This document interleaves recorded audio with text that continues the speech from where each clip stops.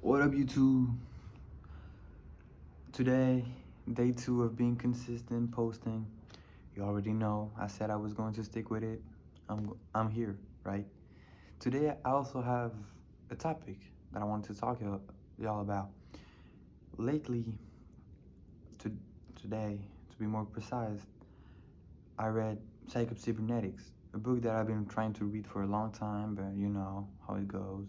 You get in, you get out, you forget things, you do big pauses. But now that I'm doing this YouTube thing, I'm trying to read more so I can talk better and I can talk to y'all about more things. So let's talk about Psycho-Cybernetics. As explained by the book, Psycho-Cybernetics is the way of somebody's perception of themselves and is truly the science of the perspective of somebody. Basically, the science of self-esteem by what I understand of it.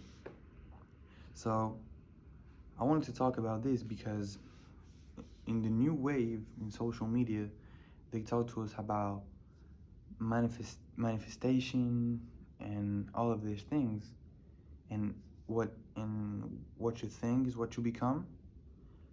And people think is really like something that doesn't make sense in the physical realm, but it does, and this is what this book is trying to explain to us. There's actually a science behind it, and the book is written by Maxwell Dent, I think it's called, and he was a surgeon that did surgeries on people, basically changing their appearance. So somebody came with big ears, a big nose, a scar on their face, and when that problem was gone, it was like that person as a whole, as an individual, was gone too, and a new one came out. So him, as a rational person, started thinking, why is this happening? Because it doesn't make sense at first. Why me changing? Why me changing somebody's nose would affect his personality? Doesn't make sense. I'm just changing the nose. But the thing is that without that nose or that ear or whatever carries the weight of a personality and 1,000 of thoughts that has been built over a lifetime, right? And the story tell us, for example, this story about this guy. He was the worst student of his class, the worst student in English. Out of the books tell us that out of 100 words, he wrote 4 of them were actually right, 96 of them wrong. So everybody thought of him as a dumbass, as somebody that didn't have any potential, somebody that even was like slow. You know what I mean? He was actually slow. People considered that. So he got his ears stitched back so they look less big, right? And with that came a 360 degrees change. With that, he started having some self-esteem, a different version of himself. And with that, he gained confidence, but not only confidence, but I will get along with that. Man, these cats. But I will get further with that, is that after that, he became the greatest English student of his class. Out of 100 words that he wrote, 96 of them were right. Graduated in the top of his class in English, from the worst student to the best. How is that possible with just surgery? So Maxwell then actually thought about it, because it wasn't once, it was twice, thrice, 4 times, 5 times. How is that possible? So he started doing some research. Wow, research. and other scientifics scientists did some research too, and they came to the conclusion of psycho-cybernetics, the science of the self-esteem, basically. So, in the book, it has been told that by the research, they has they got to the conclusion that one person thought about himself dictates their entire life. And you say, how is that possible? And this is what the book tells us. So basically, have you ever imagined yourself being not talented at something? Let's say me, I cannot sing to save my life. And every time that I sing in my family, they joke about me, right? They make jokes about me. Oh, please stop singing. My ears are bleeding, and whatever, right? And with that, my brain started thinking that as truth, right? So what happens? That me, I'm confident in my singing, right? But once I start hearing this and this and this, you don't know how to sing, you can sing to save your life, whatever. Now, every time that I sing, I'm less confident, and with the less confident and confidence and that lack of belief in myself, my mind has already made the idea that I don't know how to sing. So why would it make any effort? And my singing goes like this, right? It just goes down. How is that possible? I'm getting practice in, and I'm getting worse. Doesn't make sense to me, right? And because it's my self-belief, it's my ego that I have built, right? In the book, it also tells us a story that many people might be that might find themselves in it, right?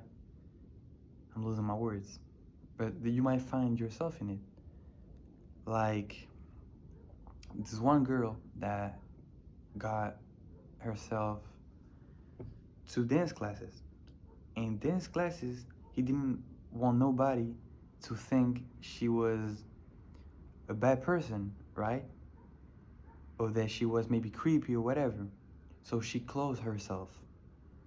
Every time, as she didn't want to be mocked at, every time she was like straight face, closed fists, and wasn't talking to anybody. And with that aura that she gave, nobody came to approach her. No girl in the dance class came to be her friend, right? Because she closed herself the option to make friends. And it's a cycle because as nobody was talking to her, she thought people find her creepy, so she closed herself even more. And with that came less people approach her. So this is about the stories, right? But my point ain't over. It also talks about in the book. It talks about how your perception can make your brain find themselves in a way or another. So basically, what I mean by that, you know that in a missile, right? When you're launching a bomb, for example, the bomb has a radar, right? And it knows that if it goes too much to the left, it won't hit its target. So what does it do? If you see it, it goes in zigzag. I'm too much to the left, I come back to my path. Too much to the right, come back to my path. So it goes like this. And the self-belief that you have does the same thing as a defense mechanism. So if you start thinking in greatness, your defense mechanism gonna start being greatness. Let's think that I'm a really social person, and today I'm not feeling social. Really, I don't want to be talk to nobody. What will it do? Okay, so it's like code, a line of code, right? If you as a person, you think of yourself as someone like someone sociable, social, with social skills, what would happen? Oh man, I'm not talking to nobody. I don't like that. Let me talk to somebody, right? But if you think yourself as someone who has poor communication and can't make friends, what would happen? Oh man, I, somebody's coming to talk to me. Let me go that way. Oh, somebody's talking to me. Oh, let me not say nothing, because if I don't say nothing, if I don't say something, they might not think that I'm weird, right? But that has the opposite effect. What really happens is people are gonna say, "Whoa, he's not saying anything. Maybe I'm the one that's disturbing their peace. Let me back up." So, as your own person, you're nerfing yourself, and it also happens with discipline. For example, if you if you have built a self belief that you're somebody disciplined and you actually do it, what will happen? Oh man, I'm having a hard time today. I waked up, I was dizzy, I had brain fog, I feel tired because yesterday I got to the gym, I had a hard session, but I'm a disciplined person. So I'm tired, I'm tired. Let me get back to discipline. And that way you progress. But what if you consider yourself somebody lazy? What will happen? Oh, I'm motivated, I'm motivated, I'm motivated, I'm motivated. Your brain gonna say, "You're motivated, so what? We already know that you're lazy." So is your brain is going to try to prove itself right. So what will it do? Oh, open TikTok. Oh, open Instagram. Oh, open, I don't know, any type of dopamine that you have, and so you become lazy. So the book also tells us how we can change the vision of ourselves to the better possibilities, right? Because if you know you can shape yourself to be the person you want, why wouldn't you shape yourself as a better person? Well, why wouldn't everybody shape themselves as confident talker, as someone that has incredible social skills, somebody that works hard and every other thing? Because it lasts a period. It's a period of time. In the book, I think it says 21 days, 3 weeks, to build the habit and to build the new, like, rebrand yourself basically. And how does that happen? By simply thinking and doing. You know how in Think and Grow Rich they talk about a burning desire of doing something, and also the way of trying, because failure is not an option. Like, for example, they talk about Thomas Edison and how he failed 10,000 times before he did the great thing that he did, because you cannot accept yourself as a loser. But it goes the same thing. In order to build yourself that mentality, you must build some proof. And that's why the surgeries had that quick change, because if people thought that by themselves getting bullied because they have big ears and everybody saying to them, "Oh, you have big ears, you're stupid, oh my god," and bullying themselves, they got shy, and by them being shy, they got less friends, and by them having less friends, they basically thought of themselves as someone that's weird, and as someone that's different from others, and it's starting to grow apart, right? So the same goes with this. You have to think of yourself in that way and also work for it. So let's say give you a period of time of 21 days, and every day, for example, that you go outside, go and ask a random question to somebody. It shouldn't be nothing weird, right? Because you have built yourself as someone sociable. Someone really sociable wouldn't have any problem going out and asking whoever a simple question. So you that are trying to build yourself that mentality, you shouldn't have a problem either. And that's a little bit what happens. And my take on this is something that I want to talk about, because yesterday I posted the video and somebody commented a quote of Henry Ford, and it was like this: the one that says he can and the one that says he can't are both right. So I rather think that I can become the person that I want by me changing my belief, rather than think that I'm just born this way and there's nothing I can do. I rather take the accountability and say and say and say it's my fault that I'm not sociable. It's my fault that I'm not disciplined. It's my fault that I don't have any friends or whatever. Because at the end of the day, like Alex Hormozy said, power follows the blame finger. If I blame my ears till I till I don't have surgery, my ears won't change. So does that mean that because my ears are this way, I won't be able to make friends for the rest of my life? No, I can't blame my ears. I'm going to blame myself, because myself I can't change. I can't say, okay, I'm not a sociable person because I haven't put myself through that many reps to gain confidence. Let me go outside and talk to every person I get myself in front of. I see your grandma. Grandma, how you doing? It's a nice day, huh?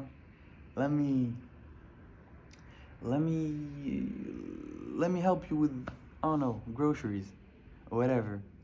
Or just you see somebody, you see a man, you're a man, you say, hey man, nice shoes, right? But you're talking, and you're gonna start losing that belief that you're the problem, because you're gonna see people's reaction.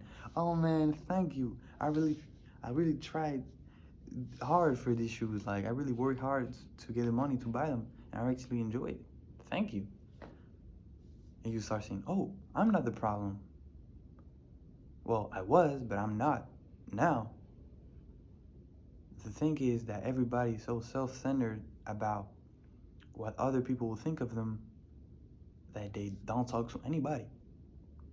So they start thinking that they're the problem. And yes, you're the problem, but as you're the problem, you can change yourself, because you cannot change anybody else, right? You can just change yourself. So, and that also comes with the whole manifestation thing, something that I firmly believe of, right? If I constantly, because the greatest people that talk about manifestation talk about how in order to manifest something, you have to think about it and become. I saw somebody talking about manifestation, and he said, the first time I heard about manifestation was somebody in the television, and he said, in order to manifest something, you have to think about it all the time. In order to become, you have to think about it all the time. And he said, in that case, it'd be a girl, because all I think about is girls. And he said, with the time, I started knowing that you don't also have to think it, you also have to do it, act like it.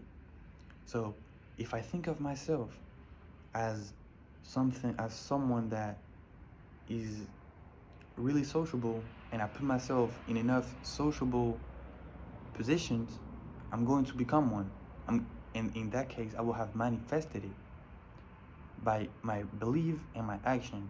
And with the both of them connect, you can build a powerful tool in order to help you, because the world and the universe works through you and not against you. So if I know how to use those codes in order to make the universe and myself believe in something, it's going to happen. So this was my take for today. I hope you'll enjoy it. I hope in a couple of years I can get back to this and be proud. I'm sorry if I misspoke some English, trying to improve. I think there's a little bit of improvement, and still gonna try to improve every day. So in a few days, I'll be way better version than I'm now, right? So man, peace out. I love y'all, and you already know. See you tomorrow.